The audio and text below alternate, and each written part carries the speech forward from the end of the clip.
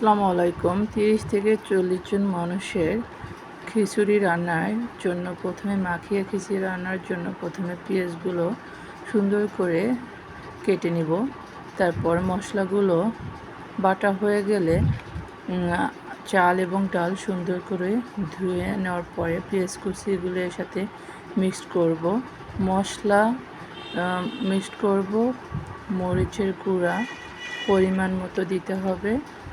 তারপর কাঁচামরিচ পরিমাণ মতো দেওয়ার পরে আদা এবং রসুন ছেঁচে দেওয়া হয়ে যাওয়ার পরে ভালো করে মশলাগুলো এবং চাল ডাল একসাথে তেল দিয়ে ভালো করে মিক্সড করে নিতে হবে।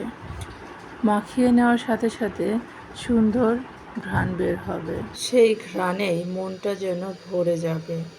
এরপর হালকা কুসুম গরম পানি এর সাথে অ্যাড করে গ্যাসের চুলায় দিলেই কিছুক্ষণ সময়ের মধ্যেই হয়ে যাবে মজাদার স্বাদের খিচুড়ি।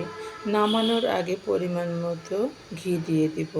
আমার ভিডিওটি ভালো লাগলে লাইক, কমেন্টস এবং শেয়ার করতে ভুলবেন না। এরকম আরও সুন্দর ভিডিও পেতে বায়োটেক শারমিন ওয়ার্ল্ড চ্যানেলটি সাবস্ক্রাইব করে রাখবেন।